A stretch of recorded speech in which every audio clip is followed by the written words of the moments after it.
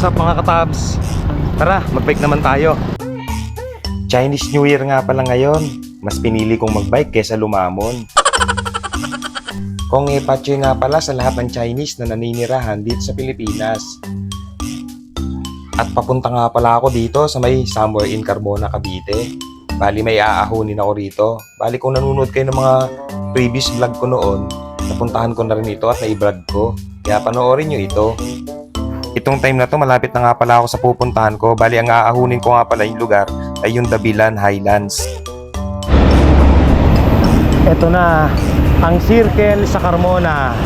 Bali kakaliwa tayo dyan. So dyan yung papuntang Governor's Drive papuntang Dabilan. So ayan yung circle. Ayan po, kanan tayo dyan. Medyo may darawit. Hina-hinay lang eh. Ito nga pala yung papuntang Dabilan sa may Carmona, Cavite. So ayan po, maganda po yung kalsada nila. Nag-improve na, ang daming baka. So pastulan po yata ng mga baka dito. Ayan po, makikita nyo po yung mga baka kanina nung nadaanan natin. Opo. Ayan po, maaakitin natin. Makikita nyo po yung kabundukan na yan. So dyan tayo aahon. Bali kakanan tayo rito sa may road na to. Then beside this, didiretso lang natin. So dire-diretso na yan, paawan hanggang dulo na yun.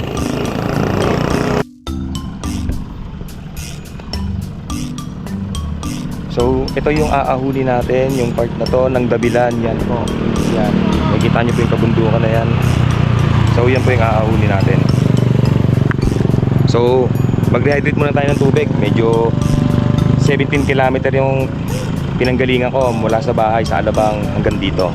Bali ito, maganda po yung kapaligiran dito. So tingnan nyo po, medyo na napaganda na, hindi katulad last year na hindi pa ito ganito. Salamat.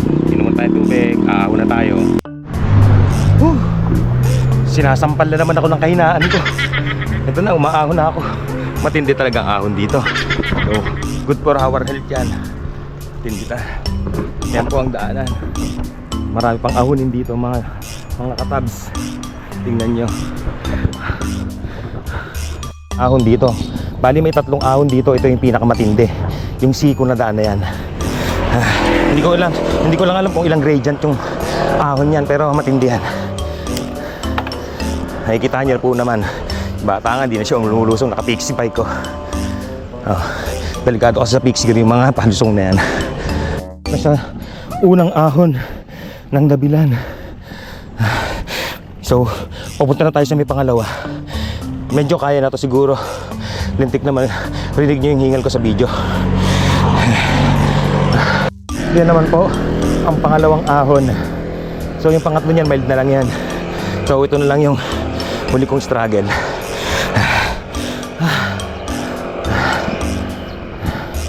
Tapos ko na yung pangalawang ahon. So tinakuya nga, pahinga.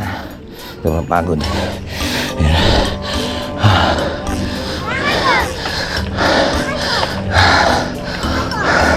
Good morning. Mahirap pag walang practice.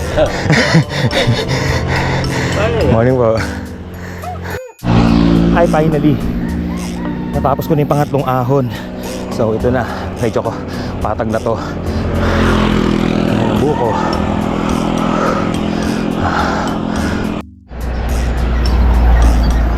At yun na nga, finally natapos ko na yung pinakatatlong ahon na yun. Mamaya uwi na ako. Mamaya uwi na rin ako. Papahinga muna sa baba, hinauwi. Ayan. At ito na nga guys, nakababa na nga pala ako sa palusong nakabundukan ng Dabilan Highlands. At maya maya uuwi na rin po ako. Pahinga lang ng konti. Ako nga pala si Nonoy Taba na lagi natin pipiliin na sumaya.